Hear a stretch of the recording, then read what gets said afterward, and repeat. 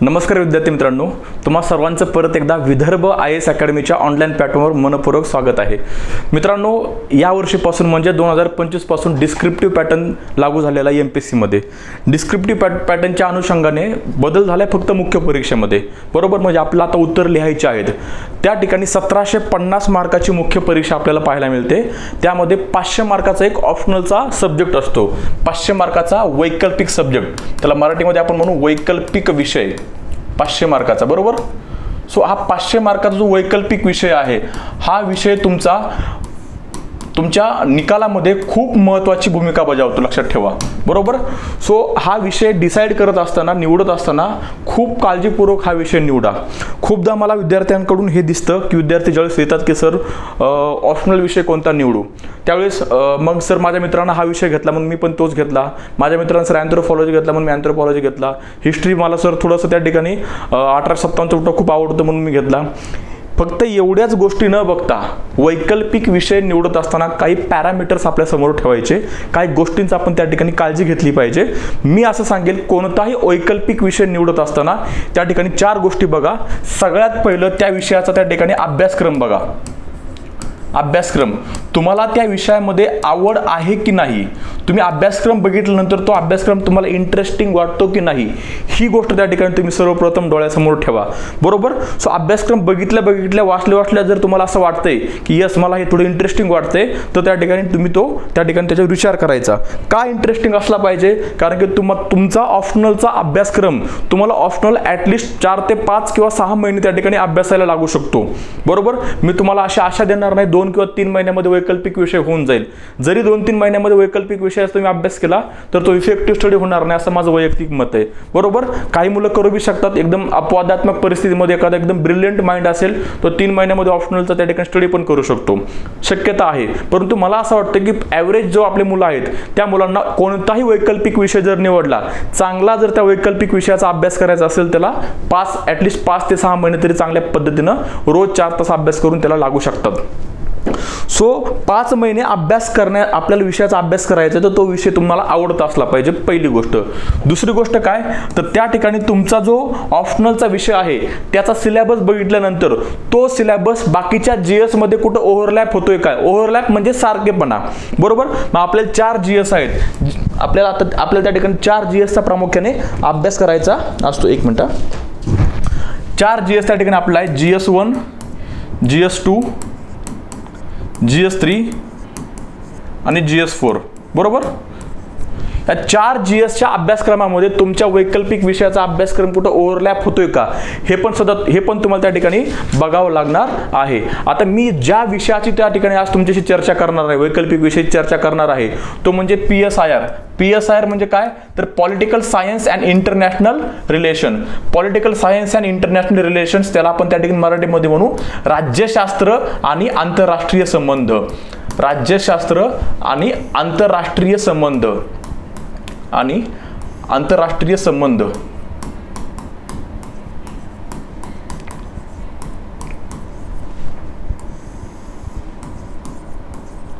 राज्यशास्त्र आणि आंतरराष्ट्रीय संबंध, बरोबर। आता मित्रांनो, हा जो विषय आहे ह्या विषयाला मी समोर ठेवून तुम्हाला उदाहरणं त्या ठिकाणी देणार आहे। आता मी तुम्हाला काय सांगितलं, सारखेपणा, अभ्यासक्रमामध्ये सारखेपणा, कुठं सारखेपणा, तर GS मध्ये आणि वैकल्पिक विषयामध्ये। जर आपण त्या ठिकाणी PSIRचा जर विचार केला तर PSIR मध्ये ऑप्शनल मध्ये PSIR मध्ये 4 सेक्शन्स आहेत, बरोबर। पेपर 1 मध्ये 2 सेक्शन्स आहेत आणि पेपर 2 मध्ये 2 सेक्शन्स आहेत। सो पेपर 1 मधला 1 सेक्शन आणि पेपर 2 मधला 1 सेक्शन, त्या ठिकाणी तुम्हाला जो GS2 आहे, या GS2 मध्ये पॉलिटी आणि IR या 2 विषयाचे तुम्हाला पॉलिटी, IR, गव्हर्नन्स आणि सोशल जस्टिस या 4 विषयाचा अभ्यास करायचा असतो। त्यामधले महत्त्वाचे 2 विषय कोणते आहेत, तर पॉलिटी आणि त्या ठिकाणी IR। 1 मिनिट, पॉलिटी आणि IR, पॉलिटी जवळजवळ तुम्हाला 130 मार्काला पाहायला मिळतं आणि IR जवळजवळ तुम्हाला 50 ते 60 मार्काला तुम्हाला पाहायला मिळतं, कुठं, तर ह्या ठिकाणी GS2 मध्ये। आणि GS2 किती मार्काचा आहे, तर तुमचा 250 मार्काचा आहे, टोटल 250 मार्काचा तुमचा GS2 आहे, बरोबर। सो 250 मार्कापैकी तुमचे 180 मार्क त्या ठिकाणी पॉलिटी आणि IR ला आपण ॲव्हरेज पकडू, 180 मार्क तुम्हाला त्या ठिकाणी पॉलिटी आणि IR मध्ये पाहायला मिळणार आहेत. आणि हाच पॉलिटी आणि IR तुमच्या PSIR मध्ये ओव्हरलॅप होतो. ओके, PSIR मध्ये 4 सेक्शन तुम्हाला त्या ठिकाणी पाहायला मिळतात. आता परत थोडंसं बारकाईने अजून समजून सांगतो बघा. इथं आहे त्या ठिकाणी हा पेपर 1 झाला आणि हा पेपर 2 असं कन्सिडर करा. सो यामध्ये हा एक सेक्शन A हा आहे थेरीचा, हा 250 मार्काचा पेपर आहे. आणि हा आहे त्या ठिकाणी पॉलिटीचा पेपर, म्हणजे यामध्ये तुम्हाला पॉलिटी, इंडियन पॉलिटीच्या गोष्टी यामध्ये तुम्हाला पाहायला मिळणार आहेत. हा जो पेपर 2 आहे हा 250 मार्काचा, दोन्ही मिळून 500 मार्काचा तुमचा ऑप्शनल असतो. हा पेपर 1 आणि हा पेपर 2. ह्या ठिकाणी तुम्हाला कंपॅरेटिव्ह पॉलिटिक्स, म्हणजे इथं पण तुम्हाला थेरीचाच अभ्यास करायचा आहे, बरोबर. आणि या ठिकाणी तुम्हाला IRचा अभ्यास करायचा आहे. आता मी तुम्हाला काय सांगतोय, हे जे पॉलिटी आणि हे जे IR आहे, हे पॉलिटी हे IR तुमच्या GS2 मध्ये सुद्धा आहे, हे तुमच्या GS2 मध्ये सुद्धा आहे. म्हणजे तुम्हाला या ठिकाणी ओव्हरलॅपिंग तुम्हाला PSIR मध्ये गोष्टी पाहायला मिळणार आहेत. तिसरी गोष्ट बघा, तुम्ही जो ऑप्शनल विषय निवडत आहात त्या ऑप्शनल विषयाचं अभ्यास साहित्य आपल्या मार्केटमध्ये उपलब्ध आहे की नाही, ह्या गोष्टीची सुद्धा आपण त्या ठिकाणी चाचपणी केली पाहिजे. अभ्यास साहित्य उपलब्ध आहे का मराठीमधून प्रॉपर व्यवस्थित. कारण की का, जर तुम्ही स्वतःहून अभ्यास साहित्य विकसित करायला गेलात, डेव्हलप करायला गेलात, तर त्या ठिकाणी 1-1.5 वर्ष पण लागू शकतं. का, कारण ऑप्शनल हा लेंदी विषय असतो, बरोबर. सो आपल्याला त्या ठिकाणी सुरुवातीच्या काळात कळत नाही की नेमकं करायचं काय, आपण भरकटत त्या ठिकाणी खूप साऱ्या गोष्टी करतो आणि सरते शेवटी कळतं, अरे मला जे करायचंय, जे अभ्यास एक्झामला त्या ठिकाणी अपेक्षित आहे ते माझ्याकडनं झालेलंच नाहीये. असं नको व्हायला. सो अभ्यास साहित्य जर उपलब्ध असेल तर अजून चांगली गोष्ट. आणि चौथा विषय त्या ठिकाणी तुम्हाला त्या ठिकाणी तो विषय स्कोरिंग आहे का, कुठं बघायचं तर UPSCच्या त्या ठिकाणी लिस्टमध्ये आतापर्यंत जर आपण बघितलं किती मुलं PSIR मधले पास झाले आहेत, किती मुलं त्या ठिकाणी हिस्ट्री मधले पास झाले आहेत, ह्या गोष्टी त्या ठिकाणी आपण चाचपणी करायची. त्याचबरोबर त्या विषयासाठी त्या ठिकाणी मार्केटमध्ये व्यवस्थित मार्गदर्शन उपलब्ध आहे का, म्हणजे क्लासेसच्या मार्फत मार्गदर्शन उपलब्ध आहे का, की तुम्ही लिहिलेले प्रश्न तुम्हाला रोज चेक करून दिले जात आहेत का, बरोबर. सो ह्या गोष्टीची चाचपणी केल्याच्या नंतर तुम्ही तुमचा वैकल्पिक विषय निवडावा असं मी म्हणतोय, बरोबर. कारण की तुमचा वैकल्पिक विषय हा ठरवणार आहे की तुमची रँक किती असणार आहे, बरोबर ना. वैकल्पिक विषय तुम्हाला खूप त्या ठिकाणी दूर घेऊन जाणार आहे.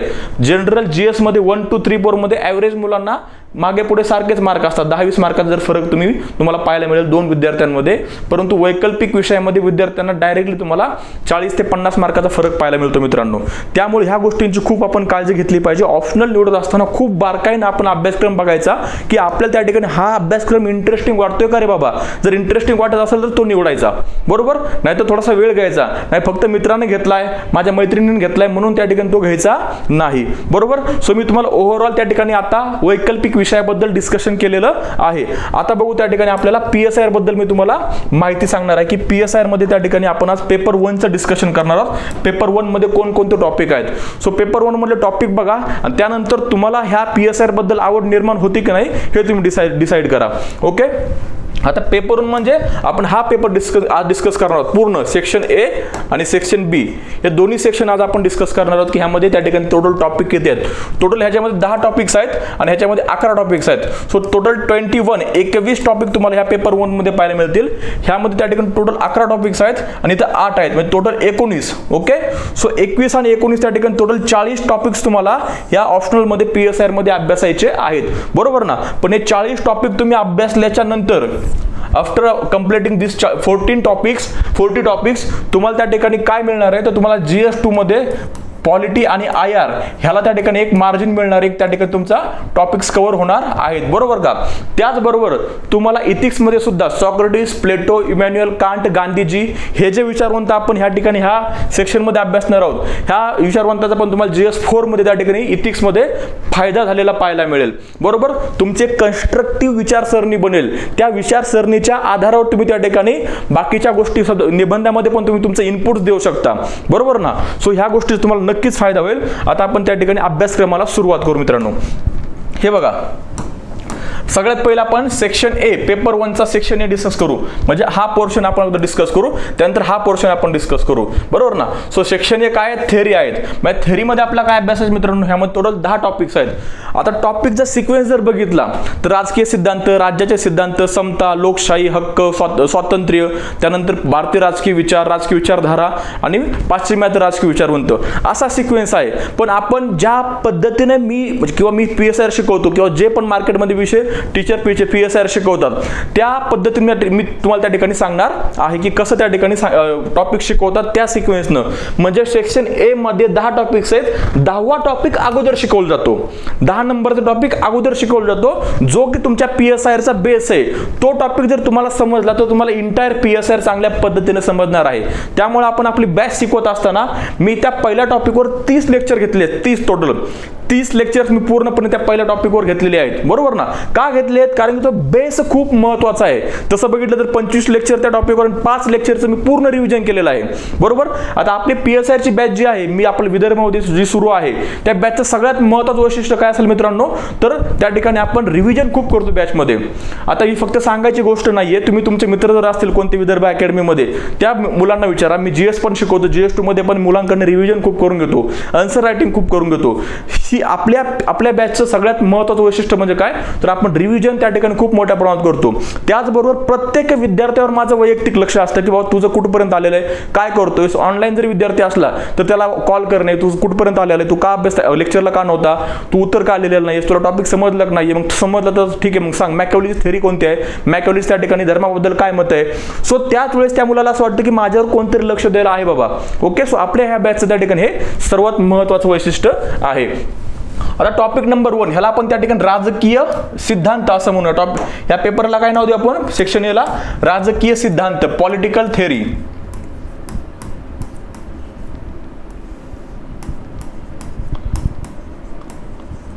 राजकीय सिद्धांत. ओके. जर इंटरेस्टेड असाल तर ह्या प्रत्येक गोष्टी लिहून घ्या. बरोबर. पहिला टॉपिक आहे पाश्चिमात्य राजकीय विचारवंत. पाश्चिमात्य राजकीय विचारवंत किंवा विचार. यामध्ये आपल्याला पश्चिमेकडील जे विचारवंत आहेत त्या विचारवंतांचा आपल्याला अभ्यास करायचा आहे. त्यांचं त्या ठिकाणी राज्याबद्दल काय मत आहे, समाजाबद्दल काय मत आहे, व्यक्ती स्वातंत्र्याबद्दल काय मत आहे, लोकशाहीबद्दल काय मत आहे. ह्यामध्ये आपल्याला टोटल 11 विचारवंतांचा अभ्यास करायचा आहे. ओके. शॉर्ट मध्ये मी तुम्हाला सांगतो कोण कोणते आहेत. हे बघा, प्लेटोच्या अगोदर सॉक्रेटिस, जो आपल्या सिलेबस मध्ये नाही तरी पण आपण त्याचा अभ्यास करतो बघा. सॉक्रेटिस, त्यानंतर प्लेटो, एरिस्टॉटल, हे आहेत प्राचीन विचारवंत. लक्षात ठेवा हे काय, तर प्राचीन विचारवंत एरिस्टॉटल. त्यानंतर मॅकॅव्हेली, आधुनिक विचारवंत, पहिला आधुनिक विचारवंत मॅकॅव्हेली. त्यानंतर थॉमस हॉब्स.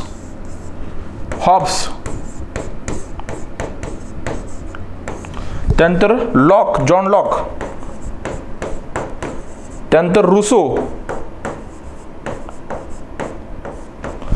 त्यानंतर J.S.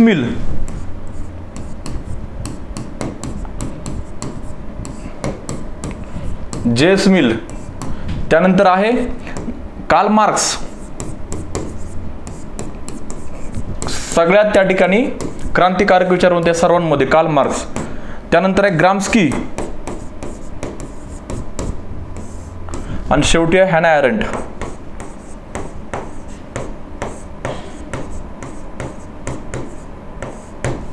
एक 2 3 4 5 6 7 8 9 10 11 विचारवंतांचा आपल्या ह्यामध्ये अभ्यास करायचा आहे. कशामध्ये, तर टॉपिक नंबर 1 मध्ये. हा टॉपिक तुमच्या PSIRचा बेस आहे. हा टॉपिक काय, तुमच्या PSIRचा त्या ठिकाणी बेस आहे. जर तुम्हाला हा टॉपिक समजला तर तुम्हाला इंटायर PSIR चांगल्या पद्धतीने समजणार आहे. लक्षात ठेवा. त्यामुळे ह्या टॉपिकवर आपण 30 लेक्चर, ऑलमोस्ट 30 लेक्चर पर्यंत मी शिकवलेलं आहे. बरोबर. आता बघा, ह्यामध्ये आपल्या ह्या विचारवंतांचा अभ्यास करायचा आहे. आता एक विचारवंत जर आपण घेतला मॅकॅव्हेली, जो सगळ्यांचा आवडता आहे, सर्वांचा त्या ठिकाणी जो आवडता आहे. मॅकॅव्हेली काय म्हणतो राजाला, की राजानं काय केलं पाहिजे, धर्माचा वापर केला पाहिजे राज्यकारभारामध्ये. धर्माचा वापर करून लोकांना त्या ठिकाणी नियंत्रण केलं पाहिजे. राजा ज्यावेळेस सार्वजनिक आयुष्यामध्ये वागतोय त्यावेळेस राजानं काय करायचं, धर्माचा पगडा त्या ठिकाणी अंगावर घ्यायचा किंवा धर्माची चादर अंगावर घ्यायची, जेणेकरून लोकांना काय वाटेल की हा राजा धार्मिक आहे. भले वैयक्तिक आयुष्यामध्ये त्या राजाने धर्माचं पालन करो किंवा नाही करो, परंतु सार्वजनिक आयुष्यामध्ये केलंच पाहिजे. मग आता तुम्ही बघा, हे जे वाक्य आहेत, हे जे विचार आहेत मॅकॅव्हेलीचे, हेच विचार तुम्ही आजच्या समकालीन राजकीय जी काही त्या ठिकाणी परिस्थिती आहे, समकालीन राजकीय परिस्थितीला हे विचार मिळते जुळते आहेत. आपले जे काही राजकारणी आहेत आपल्या देशामधले किंवा देशाच्या बाहेर सुद्धा ज्या ठिकाणी धर्माच्या आधारावर प्रचंड मोठ्या प्रमाणावर राजकारण चालतं हे विचार त्या ठिकाणी मिळते जुळते आहेत, लक्षात ठेवा. सो पुढे जर आपण बघितलं कार्ल मार्क्स काय म्हणतोय की समता प्रस्थापित करायची, कामगारांना हक्क मिळवून द्यायचे, जगातील कामगारांना एकत्र या आणि ह्या भांडवलदारांच्या विरुद्ध क्रांती करा. बरोबर. सो एवढे इंटरेस्टिंग विचार तुम्हाला या ठिकाणी अभ्यासाला मिळणार आहेत की तुम्हाला त्या ठिकाणी तुमच्या विचारांना एक नवीन दिशा मिळणार आहे. बरोबर. आता बघा त्यानंतर आता हे जे हॉब्स आहे, लॉक आहे, रुसो आहे, जेएस मिल आहे, हे उदारमतवादी जनक आहेत. हॉब्स हा असा पहिला विचारवंत होता की जो म्हणतो राज्य असलं पाहिजे, राज्याची स्थापना झाली पाहिजे. मग हे जे राज्य तयार झालेलं आहे आपल्या पूर्ण जगामध्ये, प्रत्येक देशामध्ये एक राज्य नावाची संकल्पना आपण बघतोय. ह्या राज्याला सर्वप्रथम या राज्याची मांडणी राज्य असलं पाहिजे असं सर्वप्रथम कोण म्हणलेलं आहे, तर हॉब्स म्हणलेलं आहे. एवढं इंटरेस्टिंग आहे, लक्षात ठेवा की राज्याची सुरुवात कुठून झाली तर हॉब्सच्या विचारामधून झालेली आहे.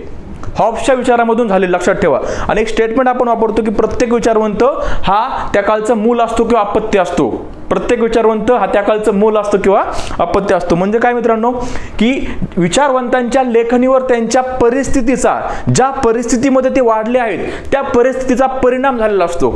मग हॉब्स कोणत्या परिस्थितीमध्ये वाढलेला आहे की हॉब्स त्या ठिकाणी ब्रिटनमध्ये अशा परिस्थितीमध्ये वाढला की ज्यावेळेस अराजकता होती. काय होती? अराजकता होती, राज्य नव्हतं. त्या ठिकाणी आपण म्हणतो युद्धाची स्थिती होती. बरोबर ना.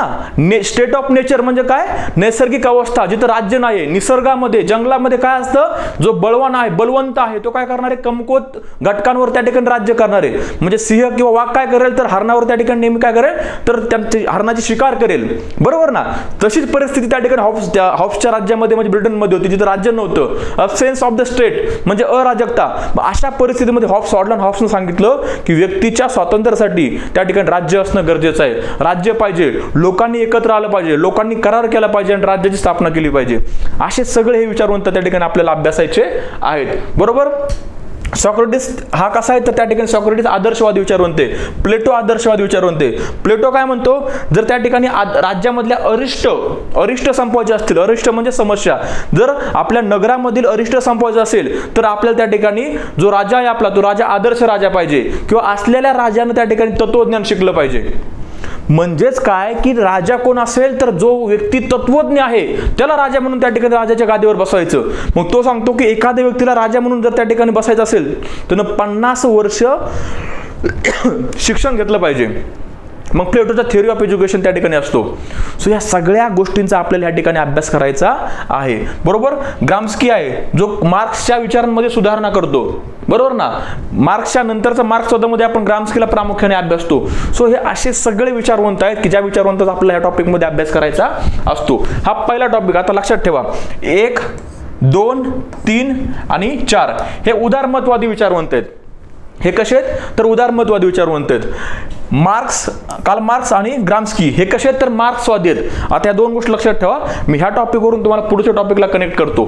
आता टॉपिक नंबर 2 आपण कोणत्या अभ्यासतो याच्यामध्ये, तर टॉपिक नंबर 2 आपण अभ्यासतो राजकीय विचारधारा, पॉलिटिकल आयडिओलॉजी.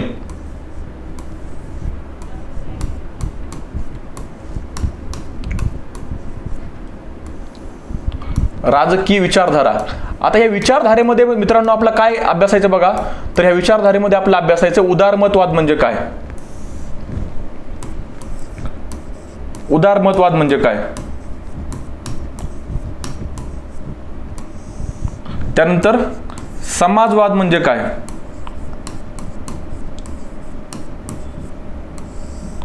त्यानंतर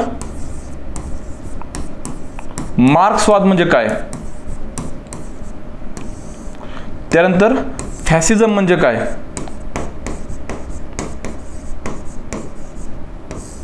त्यानंतर स्त्रीवाद म्हणजे काय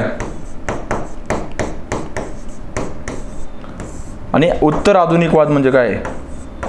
यामध्ये गांधीवाद सुद्धा आपण अभ्यासतो. उत्तर आधुनिकवाद.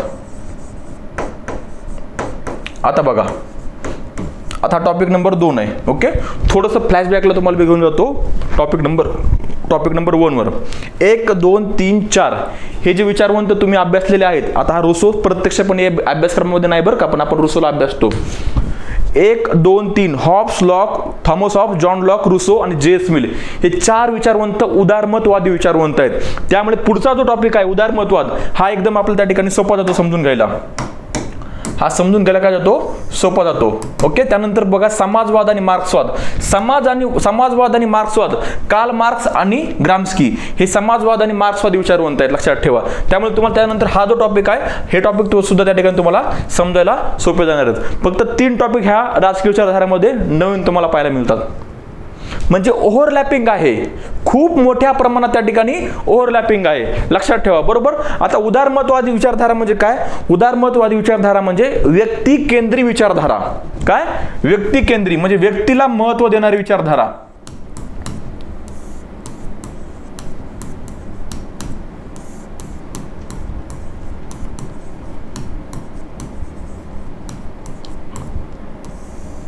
व्यक्ती केंद्रीय विचारधारा. ते म्हणतात व्यक्ती हा विवेकी आहे. व्यक्ती हा कसा आहे? तर व्यक्ती हा विवेकी आहे. व्यक्ती विवेकी आहे. व्यक्ती विवेकी असल्यामुळे व्यक्तीला योग्य व अयोग्य याचं आकलन असतं. त्याला योग्य काय व अयोग्य काय या गोष्टी कळतात. योग्य काय व अयोग्य काय या गोष्टी कळतात. बरोबर. त्याला योग्य व अयोग्य या गोष्टीचं त्या ठिकाणी आकलन आहे, ज्ञान आहे. त्यामुळे त्याला राज्यानं स्वातंत्र्य दिलं पाहिजे. त्याला राज्यानं स्वातंत्र्य दिलं पाहिजे. राज्यानं त्याच्या आयुष्यामध्ये हस्तक्षेप नाही केला पाहिजे. बरोबर. मग उदारमतवादी राज्यामध्ये राज्याची कमीत कमी भूमिका असते. उदाहरणार्थ अमेरिका आले, ब्रिटन आले, युरोपियन नेशन्स आले, ज्या ठिकाणी व्यक्तींना जास्त महत्व आहे, व्यक्तीच्या हक्कांना जास्त महत्व आहे. मग आपण नेहमी त्या ठिकाणी ज्यावेळेस मानवी हक्कांचा संबंध येतो, प्रश्न येतो, आपण पश्चिमेकडे राज्यांना आदर्श राज्य म्हणून बघतो की जिथं कशा पद्धतीनं, चांगल्या पद्धतीनं राज्यांना, व्यक्तींना त्या ठिकाणी त्या राज्यामध्ये महत्व आहे. टॉपिक समजला का सांगा? यामध्ये आपलं अभ्यासायचं काय? ओके. तर बघा, दुसरा आपण त्या ठिकाणी ह्या पहिल्या टॉपिकला लिंक करून आपण दुसरा टॉपिक बघितला. आता तिसरा बघा, तिसरा आणि चौथा मी तुम्हाला लिंक करतो लगेच.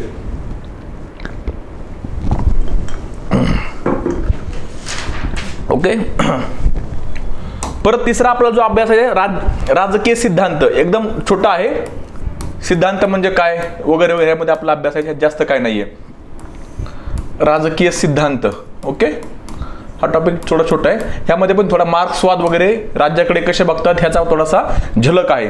पुढचा टॉपिक महत्वाचा आहे, जो आपण पहिला बघितला, दुसरा बघितला, याचं रिफ्लेक्शन चौथ्यामध्ये तुम्हाला पाहायला मिळणार आहे. राज्याचे सिद्धांत.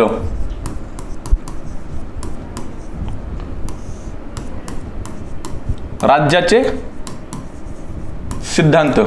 आता ह्यामध्ये त्या ठिकाणी वेगवेगळ्या विचारधारा राज्याकडे कोणत्या दृष्टिकोनातून बघतात याचा आपला अभ्यास करायचा आहे. परत एकदा, उदारमतवाद, उदारमतवादी राज्य सिद्धांत, उदारमतवादी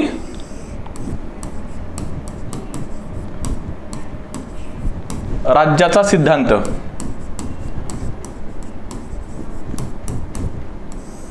त्यानंतर मार्क्सवादी राज्याचा सिद्धांत. या सगळ्या गोष्टी आपल्या या ठिकाणी अभ्यासायच्या आहेत. मार्क्सवादी राज्याचा सिद्धांत. आता बघा, आपण सुरुवातीला बघितलेल्या गोष्टी आपण 3 टॉपिक मध्ये ओव्हरलॅपिंग झालेल्या बघत आहोत. बरोबर. इथं आपण बघितलं Thomas Hobbes, John Locke, Rousseau आणि जे.एस. मिल हे उदारमतवादी विचारवंत आहेत. कार्ल मार्क्स, ग्राम्स्की हे समाजवादी आणि मार्क्सवादी विचारवंत आहेत. मग त्या गोष्टी पुढच्या टॉपिक मध्ये रिफ्लेक्ट झाल्या. उदारमतवाद, समाजवाद, मार्क्सवाद. बरोबर. आता ह्याच गोष्टी, हेच विचारवंत राज्याकडे कोणत्या दृष्टिकोनातून बघतात ते इथं आहे.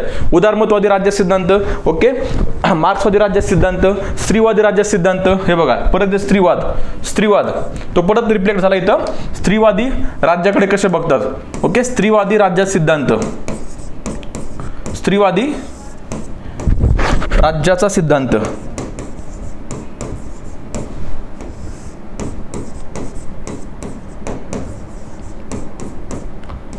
स्त्रीवादी राज्याचा सिद्धांत. अजून एक महत्त्वाची गोष्ट, आपल्या PSRच्या बॅच मधली मित्रांनो, आपण एकही PPT वापरत नाहीत. मी स्वतः कधीच कोणतीच PPT वापरत नाही आणि PPT कधीच मी आणणार नाही इथून पुढे सुद्धा. त्या ठिकाणी का? कारण की जेवढं बोर्डवर तुम्ही लिहाल, जेवढं तुम्ही बोर्डवर लिहाल तेवढं त्या ठिकाणी विद्यार्थ्यांचं कॉन्सन्ट्रेशन जास्त वाढतं. बरोबर. बोर्डवर एक पॉईंट लिहून त्याला त्या ठिकाणी घोटत त्याला एक्सप्लेन करणं ही शिक्षकांकडे कला असली पाहिजे. PPT वाचून दाखवणं म्हणजे याचा अर्थ मुलांना वाचता येत नाही, तुम्ही मुलांना PPT वाचून दाखवताय असं झालं नाही पाहिजे. लक्षात ठेवा.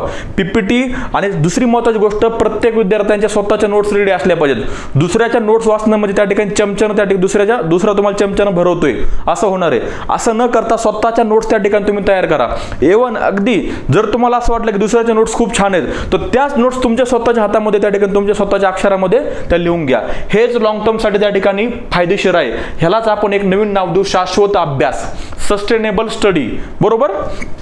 आता बघा टॉपिक 4 झाले. टॉपिक नंबर 5 बघा. टॉपिक नंबर 5 मध्ये काय तर न्याय ही संकल्पना, जस्टिस.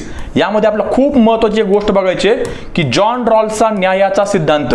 ह्याच्यावर सरळ यूपीएससीला 2-3 वेळेस प्रश्न आलेला आहे की जॉन रॉल्सचा न्यायाचा सिद्धांत स्पष्ट करा.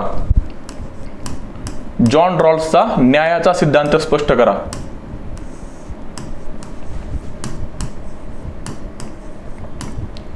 न्यायाचा सिद्धांत स्पष्ट करा. आणि ह्या न्यायाच्या सिद्धांतावर त्या ठिकाणी समुदायवादी विचारवंतांनी केलेली टीका, कम्युनिटेरियन विचारवंतांनी केलेली टीका.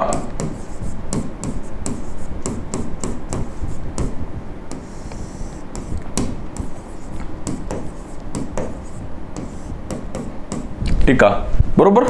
सो ह्यामध्ये आपल्या ह्या गोष्टीचा ह्या टॉपिक मध्ये अभ्यास करायचा आहे. इंटरेस्टिंग आहे. सरळ तुम्हाला जॉन रॉल्सच्या न्याय सिद्धांतावर प्रश्न पाहायला मिळणार आहे. जॉन रॉल्स तुम्हाला त्या ठिकाणी थोडंफार रिफ्लेक्शन GS4 मध्ये पण तुम्हाला जॉन रॉल्सचं पाहायला मिळणार आहे. ओके. पुढचा टॉपिक बघायचा आपल्याला तर समता, इक्वॅलिटी.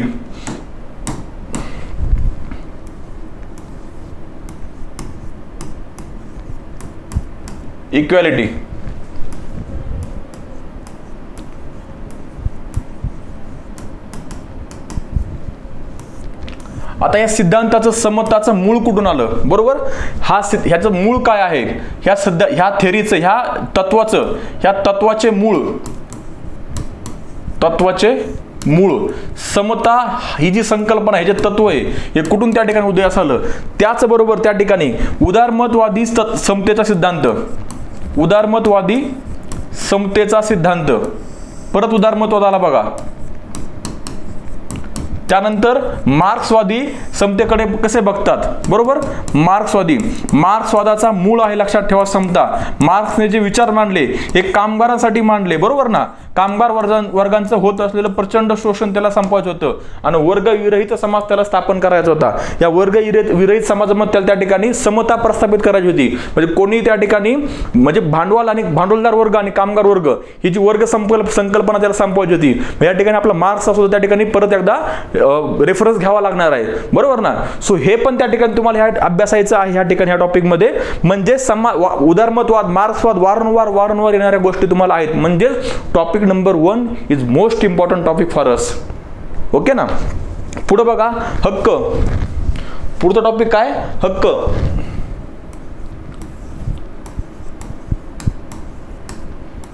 हक्क म्हणजे काय. हक्काचे प्रकार. मानवी हक्क म्हणजे काय. मानवी हक्काला त्या ठिकाणी, मानवी हक्कांना आपल्याला त्या ठिकाणी आंतरराष्ट्रीय पर्स्पेक्टिव्ह सुद्धा त्या ठिकाणी मांडायचं आहे. हक्काचे प्रकार.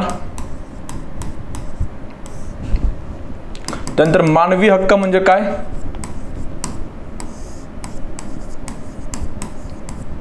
आणि राष्ट्रीय व आंतरराष्ट्रीय पातळीवर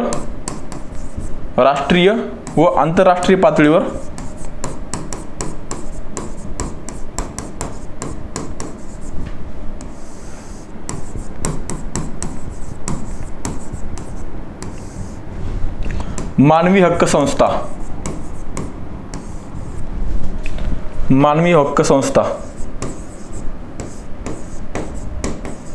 बरोबर. आता पुढे बघा टॉपिक नंबर 8. टॉपिक नंबर 8 आहे लोकशाही, डेमोक्रेसी.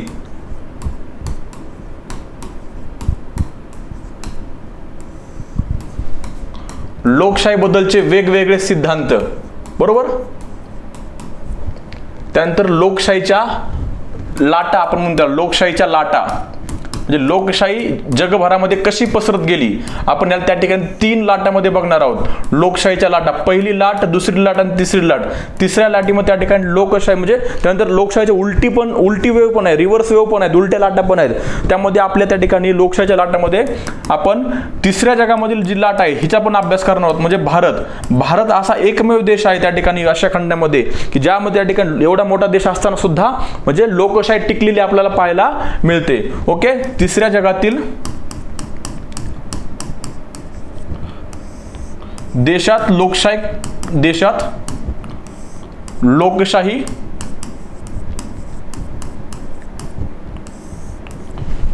टिकण्यामागचे कारणे.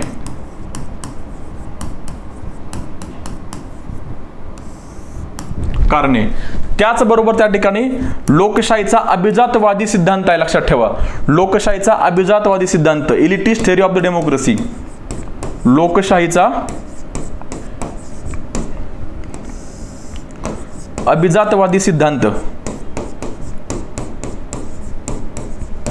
लोकशाहीचा अभिजातवादी सिद्धांत म्हणजे काय की हा जो अभिजातवादी सिद्धांत आहे ह्या सिद्धांतानुसार हे जे विचारवंत आहेत, इलिटिस्ट म्हणजे काय, वरचा क्लास, हे म्हणतात राज्य व्यवस्था कोणती असू द्या, लोकशाही असू द्या, समाजवाद असू द्या किंवा त्या ठिकाणी हुकुमशाही असू द्या, कोणती राज्य व्यवस्था असू द्या, त्या राज्य व्यवस्थेमध्ये त्या ठिकाणी सत्ता ही फक्त आणि फक्त इलिटिस्ट अभिजात वर्गांच्याच हाती असणार आहे.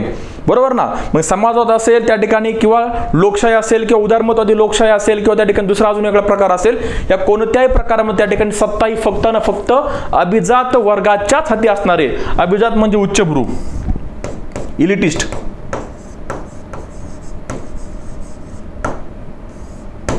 ओके, सो हा आपल्याला त्या ठिकाणी 8वा टॉपिक बघायचा आहे, लोकशाही. पुढचा आहे बघा सत्ता. ह्यामध्ये पण इलिटिस्ट थेअरी आहे. पुढचा टॉपिक आहे सत्तेचा सिद्धांत, टॉपिक नंबर 9. सत्ता किंवा आपण म्हणू सत्तेचे सिद्धांत, थेअरी ऑफ पॉवर.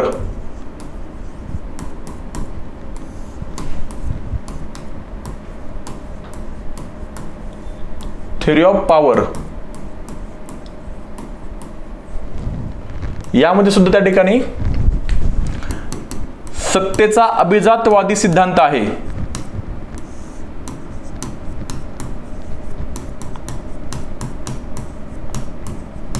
ओके, म्हणजे यामध्ये पण ते काय सांगतात की सत्ता नेहमी त्या ठिकाणी उच्चभ्रू वर्गाच्या किंवा अभिजात वर्गाच्या हातामध्येच असणार आहे. बरोबर ना. आता जे आपण आंतरराष्ट्रीय पातळीवर सत्तेचे वेगवेगळे प्रकार बघतो ते प्रकार आपल्या या ठिकाणी अभ्यासायचे नाहीत. म्हणजे आपण त्या ठिकाणी काय बघणार आहोत तर हार्ड पॉवर, सॉफ्ट पॉवर. बरोबर ना. Hard power, soft power, smart power, जशी जी जोसेफ यांनी संकल्पना दिली होती स्मार्ट पॉवर आणि सॉफ्ट पॉवरची. बरोबर, ते सिद्धांत आपल्या या ठिकाणी अभ्यासायचे नाहीत. ते पेपर 2 मध्ये आहेत. कंपॅरेटिव्ह पॉलिटिक्स मध्ये आपल्याला त्या हार्ड पॉवर, सॉफ्ट पॉवर, त्या ठिकाणी स्मार्ट पॉवरचा अभ्यास करायचा आहे. आणि ह्यामधला सगळ्यात महत्त्वाचा आणि इंटरेस्टिंग टॉपिक 10 नंबरचा आहे भारतीय राजकीय विचार. भारतीय राजकीय विचार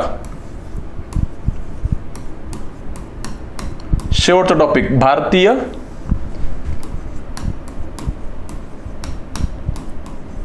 राजकीय विचार.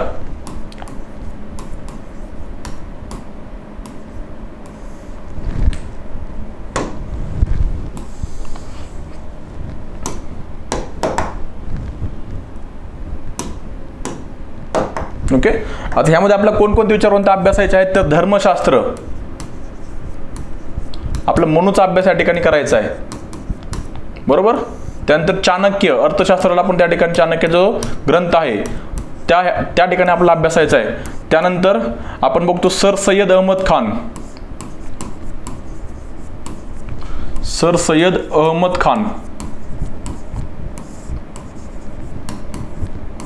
त्यानंतर महात्मा गांधीजी. महात्मा गांधीजी. त्यानंतर बी आर आंबेडकर, डॉक्टर बी आर आंबेडकर.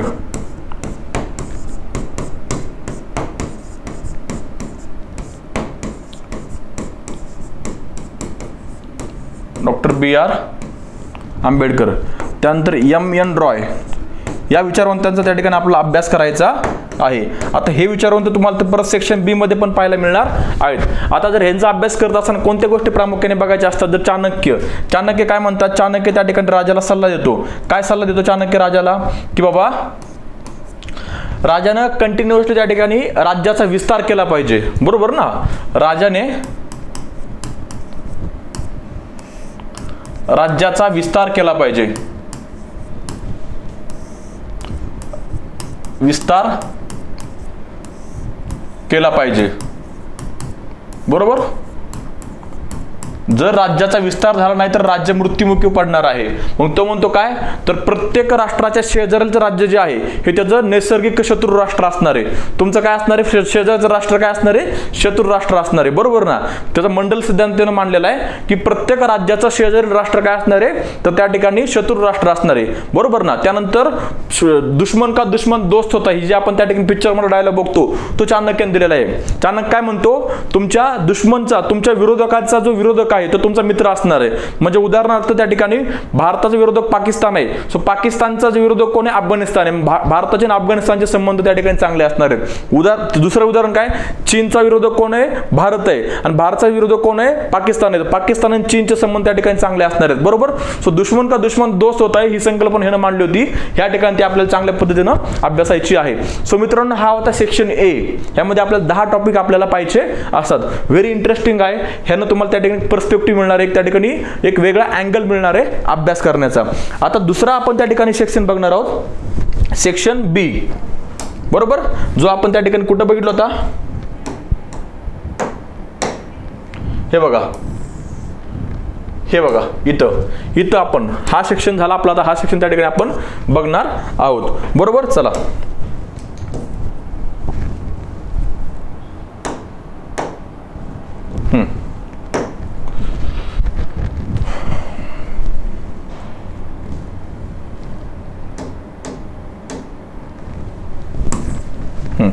आता बघा सेक्शन बी, आपण त्याला भारतीय राजकारण, इंडियन गव्हर्नमेंट अँड पॉलिटिक्स, भारतीय शासन आणि राजकारण असं म्हणतो. भारतीय शासन आणि राजकारण, भारतीय शासन आणि राजकारण.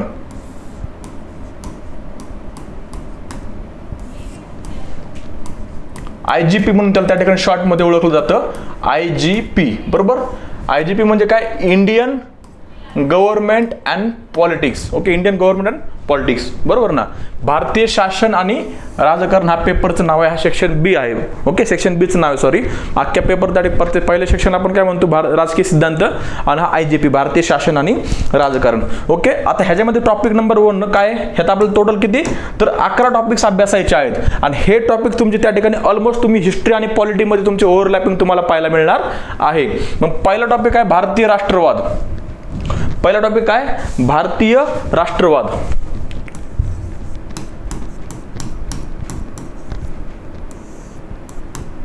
मग या भारतीय राष्ट्रवादामध्ये तुम्हाला काय काय अभ्यासायचं आहे, तर त्या ठिकाणी ह्यामध्ये तुम्हाला वेगवेगळ्या मुवमेंट्स त्या ठिकाणी अभ्यासायच्या आहेत. मग त्या ठिकाणी तुम्ही काय अभ्यासणार आहात, 1905 ची बंगालची फाळणी. बरोबर ना, बंगालची फाळणी.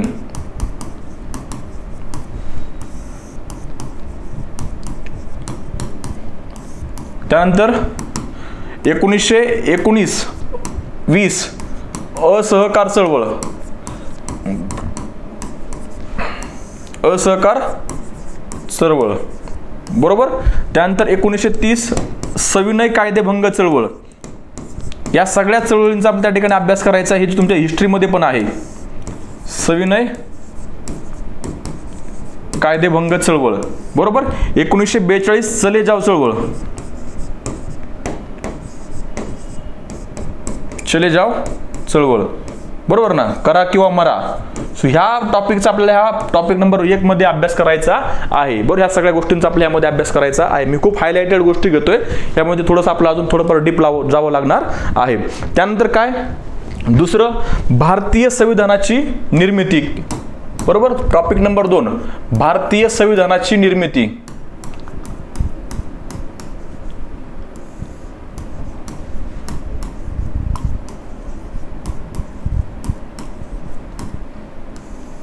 भारतीय संविधानाची निर्मिती. यामध्ये त्या ठिकाणी आपला ब्रिटिश राजवटींचा वारसा, बरोबर ना, जे कायदे आहेत ते कायदे आपल्या या ठिकाणी बघायचे आहेत, बरोबर. ब्रिटिश राजवटींचा वारसा, ब्रिटिश राजवटीचा वारसा, कोणकोणते कायदे भारताच्या त्या ठिकाणी संविधान निर्मितीमध्ये कोणकोणत्या कायद्यामधून गोष्टी घेतलेल्या आहेत. मग 1909चा कायदा असेल, 1919चा असेल, ओके. त्यानंतर 1935चा असेल, 1947चा असेल. ह्या कायद्या ज्या आहेत, हे कायदे जे आहेत ह्याचा त्या ठिकाणी आपल्याला संविधानामध्ये कोणकोणत्या गोष्टी या कायद्यामधून घेतलेल्या आहेत त्यामध्ये आपल्याला अभ्यास करायचा आहे. पुढचं काय, भारतीय संविधानाची ठळक वैशिष्ट्ये, टॉपिक नंबर 3. हे बघा, हे टॉपिक तुम्हाला पॉलिटीमध्ये पण आहे आणि हिस्ट्रीमध्ये सुद्धा आहेत. भारतीय संविधानाची ठळक वैशिष्ट्ये,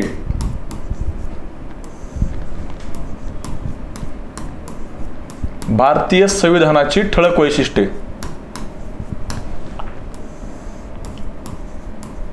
संविधानाची काय वैशिष्ट्ये आहेत, कोणत्या गोष्टी संविधानामध्ये आपल्या महत्त्वाच्या आहेत, कोणते विशेष आहेत. मग त्यामध्ये आपल्याला त्या ठिकाणी कोणकोणत्या गोष्टींचा अभ्यास करायचा आहे, तर एक मूलभूत हक्क,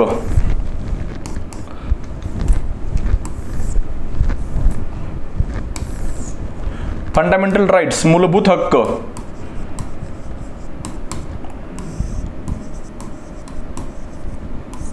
त्यानंतर काय, DPSP, directive principle of state policy, बरोबर. त्यानंतर फंडामेंटल ड्युटीज, मूलभूत कर्तव्य.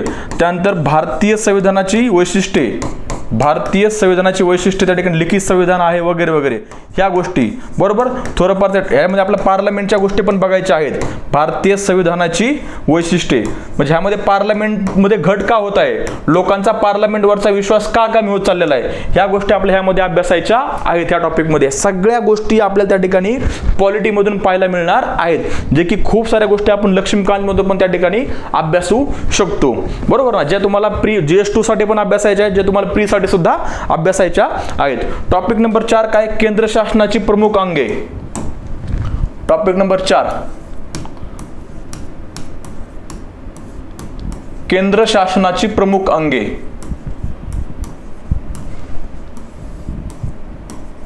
मग त्यामध्ये काय काय प्रमुख अंगे आहेत तर कायदेमंडळ, कार्यकारी मंडळ आणि न्यायमंडळ. कायदेमंडळ,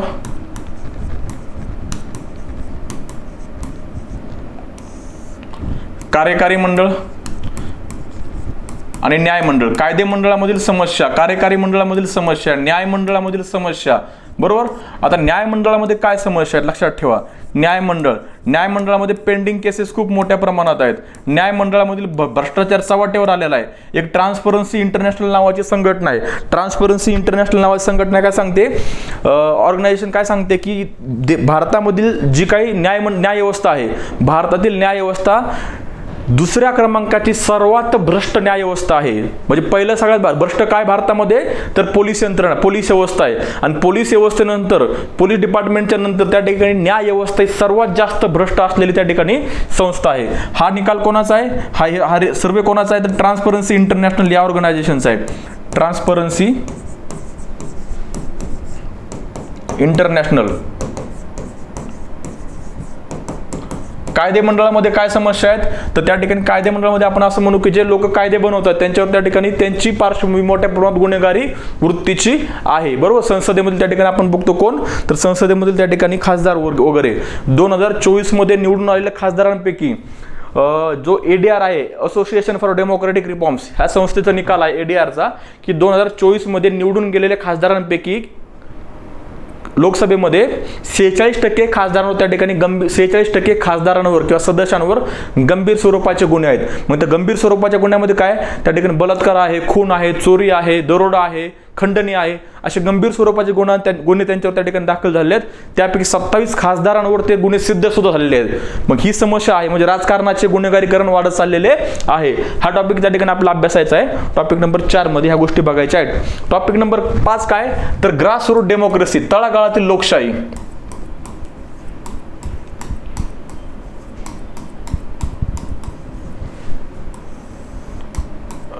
तळागाळातील लोकशाही, ग्रासरूट डेमोक्रेसी. यामध्ये आपल्याला प्रामुख्याने काय बघायचं आहे तर 73वी आणि 74वी घटना दुरुस्ती, म्हणजे त्या ठिकाणी स्थानिक स्वराज्य संस्था, ही काय तर आपली त्या ठिकाणी ग्रासरूट डेमोक्रेसीसाठी त्या ठिकाणी महत्वाची संस्था आहे, स्थानिक स्वराज्य संस्था. मग ते शहरी आल्या आणि ग्रामीण सुद्धा आल्या. शहरी व ग्रामीण यामध्ये 73वी व 74वी घटनादुरुस्ती,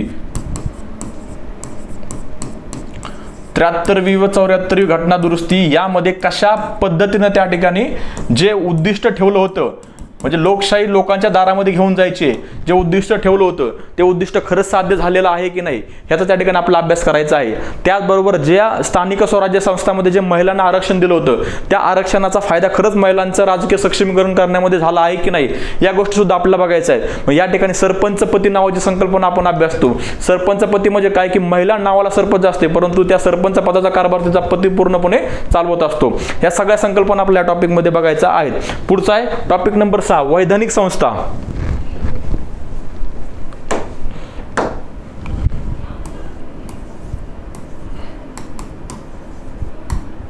वैधानिक संस्था, स्टॅच्युटरी बॉडीज. मग ह्यामध्ये आपल्या वेगवेगळ्या संस्थांचा अभ्यास करायचा आहे. जसं की त्या ठिकाणी केंद्रीय लोकसेवा आयोग आला, केंद्रीय लोकसेवा आयोगामधल्या समस्या. त्याचबरोबर त्या ठिकाणी मानवी आयोग, राष्ट्रीय मानवी आयोग, राष्ट्रीय मानवी हक्क आयोगामधील समस्या, बरोबर. त्यानंतर निवडणूक आयोगामधील समस्या, निवडणूक आयोग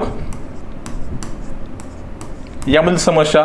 निवडणूक आयोगामधील समस्या काय तर लोकांचा हळूहळू त्या ठिकाणी निवडणूक पद्धतीवरचा विश्वास जो आहे तो विश्वास उडत चाललेला आहे. त्या संदर्भात त्या ठिकाणी आपल्याला टॉपिक शिकायचा आहे की निवडणूक आयोगावरचा विश्वास लोकांचा का कमी होत चालला आहे, ह्या संदर्भात त्या ठिकाणी सरकारची पावलं कोणती आहेत आणि आपण त्या ठिकाणी उपाय सुचवायचे आहेत, बरोबर. त्याचबरोबर राष्ट्रीय मानवी हक्क आयोग खरंच त्या ठिकाणी लोकांच्या मानवी हक्कांचं संवर्धन करण्यामध्ये यशस्वी झालेला आहे की नाही या संदर्भात गोष्टी आपल्या टॉपिकमध्ये बघायच्या आहेत. पुढचा टॉपिक आहे टॉपिक नंबर 7 संघराज्यवाद. मी तुम्हाला फक्त टॉपिकचे ओव्हरलोक करतोय बरं का, टॉपिक शिकवत नाहीये. संघराज्यवाद टॉपिक नंबर 7. यस, संघराज्यवाद. यामध्ये त्या ठिकाणी केंद्र व राज्य यांच्यामध्ये असले त्या ठिकाणी विवाद या गोष्टींचा त्या ठिकाणी आपल्याला अभ्यास करायचा आहे. केंद्र व राज्य यांच्यातील विवाद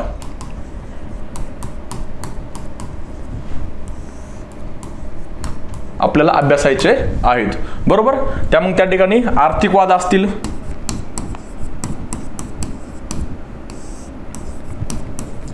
त्याचबरोबर राजकीय वाद असतील,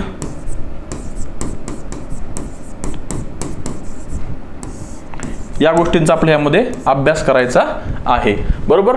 पुढचा टॉपिक आपला आहे नियोजन आणि आर्थिक विकास. टॉपिक नंबर 8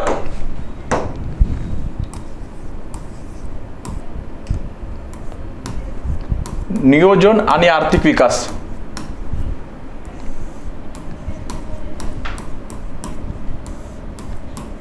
यामध्ये नियोजनासंदर्भात नेहरूंचं धोरण काय होतं आणि गांधींचं धोरण काय होतं या दोन्ही गोष्टींचा आपण त्या ठिकाणी अभ्यास करायचा आहे. ओके. नियोजनाचे नेहरू धोरण, नेहरूंचे नियोजनाचे धोरण, नेहरूंचे नियोजनाचे धोरण.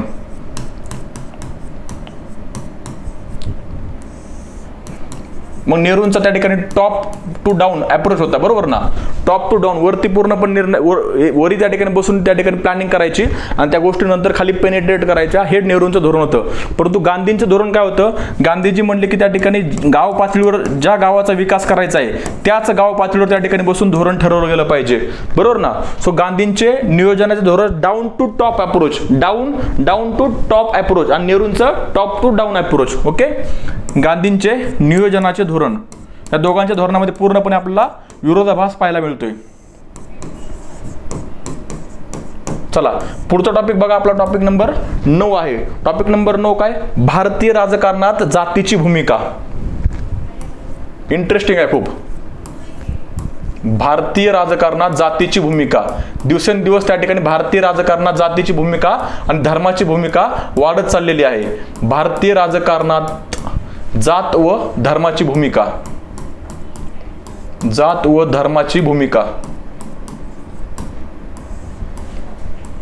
दिवसेंदिवस त्या ठिकाणी भारतीय राजकारणामध्ये जातीची व धर्माची भूमिका वाढत चाललेली आहे. मग ह्या ठिकाणी आपल्याला प्रामुख्याने ओबीसीचा उदय, त्याचबरोबर त्या ठिकाणी ज्या बहुसंख्यक जाती आहेत, सॉरी ज्या अल्पसंख्याक आहे एससी म्हणजे अनुसूचित जाती व एसटी यांचं त्या ठिकाणी राजकीय वर्चस्व कसं त्या ठिकाणी निर्माण झालं याचा पण आपल्याला अभ्यास करायचा. राजकीय वर्चस्व त्यांनी कसं त्या ठिकाणी निर्माण केलं. ओके, राजकीय वर्चस्वाचा उदय कसा झाला, बरोबर, ह्या गोष्टीचा त्या ठिकाणी आपला अभ्यास करायचा. त्याचबरोबर देशामध्ये जे धर्माची भूमिका राजकारणामध्ये त्या पण गोष्टी आपल्याला बघायच्या आहेत. बरोबर. टॉपिक नंबर 10 आहे पक्षीय व्यवस्था. टॉपिक नंबर 10 आहे सेकंड लास्ट पक्षीय व्यवस्था. बरोबर, देशामध्ये असलेल्या त्या ठिकाणी पक्ष व्यवस्था, पक्ष व्यवस्था, पार्टी सिस्टम,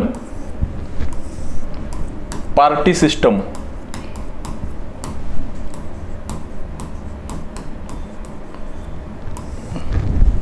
देश स्वातंत्र्य झाल्याच्या नंतर त्या ठिकाणी स्वातंत्र्यापासून आतापर्यंत त्या ठिकाणी कशा पद्धतीने त्या ठिकाणी पक्ष व्यवस्था बदलत गेली.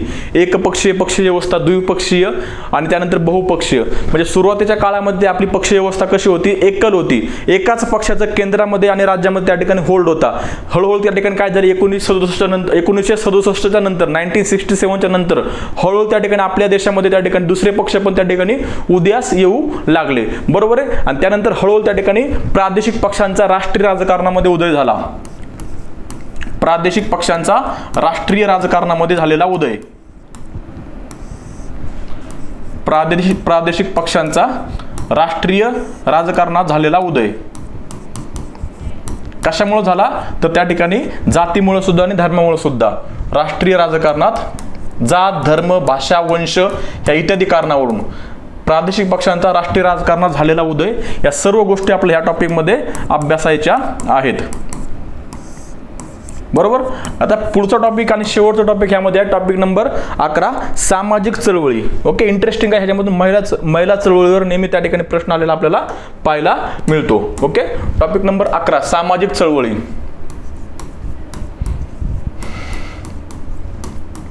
Social movement,